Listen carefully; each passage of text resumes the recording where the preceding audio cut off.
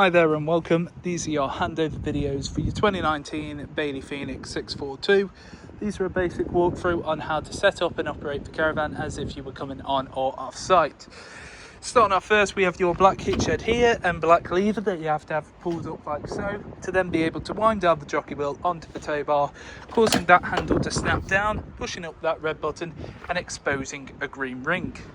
You have your breakaway cable just here. Now legality states if you have an eye point it has to be used, if not wrap it around the tow bar. You also have 13 pin electric on the caravan, so if you do have 7 pin, make sure to bring yourself an adapter. Jockey wheel is situated on the outside of the A-frame and it has to travel being on the outside as well. You've got your handbrake just here. Now to release this, press in on the button and then press down to engage. You want to click it up, but then you want to pull it back until you hear all of the clicks. 2 points either side, 2 points at the back. We have inserts for your legs. Now the caravan itself comes with a leg winder, or alternatively you can get yourself a 19mm drill bit and a power drill just to make it that bit quicker. Do not attempt to jack up or level the caravan using your legs. They're simply used for stabilisation. Now we're using test equipment today, so main sleeve plugs in there, nice and simple. Motor mover will be shown on collection.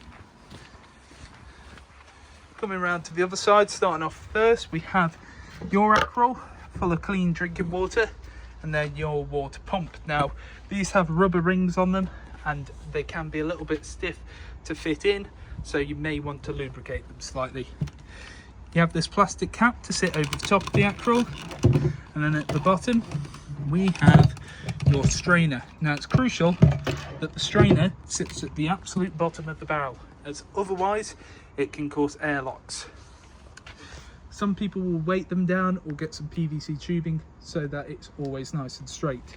To remove this, you have to press in on the trigger and then pull out towards you. As I said, they can be a bit stiff, and then to engage them, you just have to press it in. This cap here is your flue. Don't have to do anything with this except make sure it's nice, clean and tidy. That is for getting clean air in and out of your boiler. When I have my test propane gas bottle, I'd always recommend propane over butane as it has a better performance in winter. Connecting onto that, we have a black gas hose. Now black gas hoses will run for 5 years, orange will run for 10. That connects onto this regulator just here. You want to hand tighten that as much as you physically can and then nip it up using a spanner. You don't want it ridiculously tight as there is an O-ring inside the hose. Too much pressure on that can cause it to crack and break. Once both sides are firmly connected, twist the gas bottle in the positive or open direction. And then just here we have 2 points where your wastewater is going to come out of. You'll need some 28.5mm waste pipe to feed them to a waste master. Underneath your right or left hand bed, however you're looking at it, that's your door there. So to the right you have where your battery would sit inside there. Now as it's Bailey, it has to be what's classified as a low box leisure battery, meaning it has to be no higher than 190mm. You also have your trips and fuses just here, all your trips in the upright position and all your fuses in the correct position. I'd always recommend carrying some extra fuses across the van. And then that blue box there is the brain box for your motor mover, which connects to the outside point. Motor mover shall be gone over on collection. Underneath your right hand side seat as you're looking in, you have your boiler just here. And the main thing to note is that yellow drain valve. Facing in the position as it is now, that is allowing the flow of water to come through. However, switch it up to the vertical position and that will drain off any remaining water in the system. That is also how you will collect the caravan. November to March, have that up permanently unless you're actively using the caravan, and anytime you come off site, give it a drain off as well.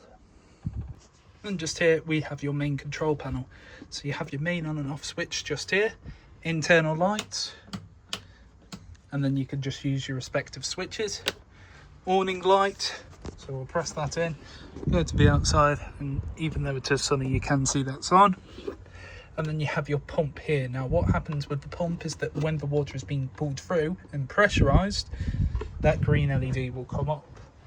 What you'll then want to do after that green light has gone is come over to your tap, open up on both hot and cold, and this is what you're looking for here, a nice steady continuous stream.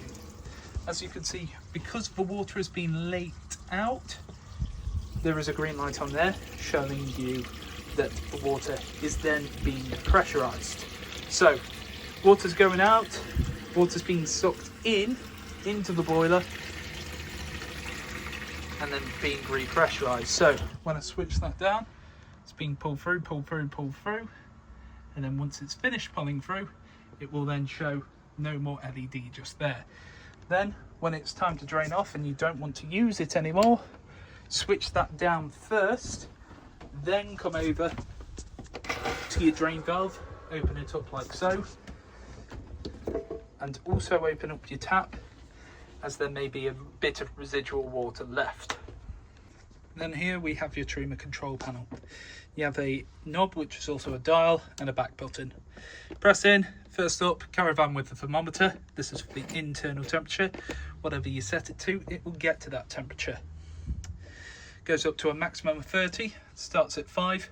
Whatever you set it to, it will get to that temperature in around about an hour's time. Next up, water temperature, off. Eco, which will get the water temperature to about 40 degrees. Hot, which will get it to about 60. Or boost. Now what boost does, it prioritizes heating the water over heating the actual caravan for around 30 minutes. After those 30 minutes, it will then drop it back down to eco. Next, energy source, so gas. Mixture of gas and 1 kilowatt of mains, mixture of gas and 2 kilowatt of mains, strictly electric with 1 or strictly electric with 2. So you've got the choice of gas, mains or both. Then we've got fan speed, so it's either eco or high. Eco is nice and steady, high is a lot more vigorous. However, if we turn off the heating, go back over to the fan, it's either off or vent. Vent will circulate the air across the caravan, meaning that you could pull through some nice fresh air if you were to have all the windows open. Then we have a timer. So you first input the start time, hours then minutes, and then the end time, hours then minutes, of when you'd like the heating and hot water on.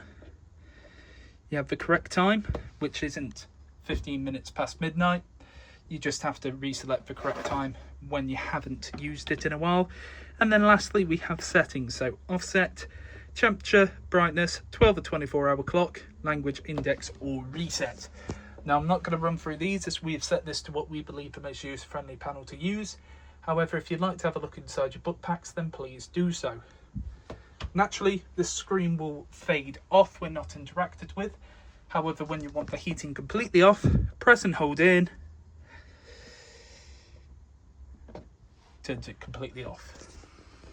Just here we have the toilet, which is both simple. Lift up the lid, pressing the button on the side, and you can hear that pump. That pump is what will push through any water across the system. And to remove the waste, press away on the handle, opens up the catch, push it back towards you to be able to shut it up. And anytime the cassette is full, there'll be a red light on there telling you to empty.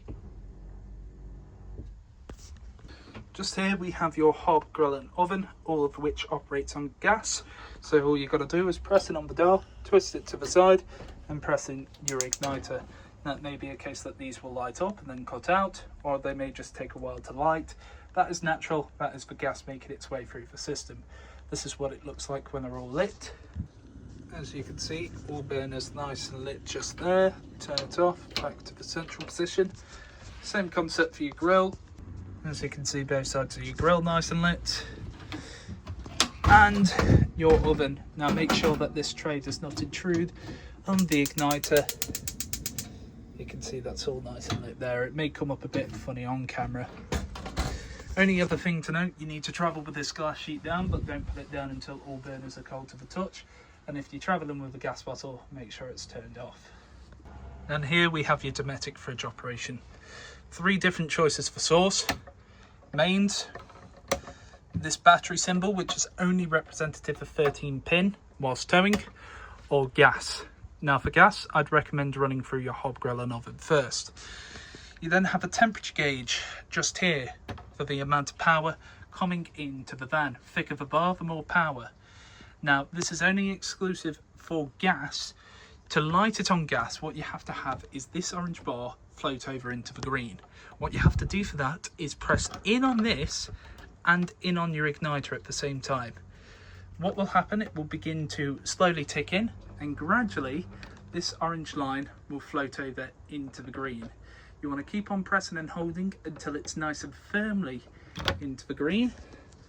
See if this glare will go away. But you want it floated so it's in the green. But as soon as I were to switch it to mains, for example, it drops straight out. So anytime you want to use it on gas, that's what you got to do.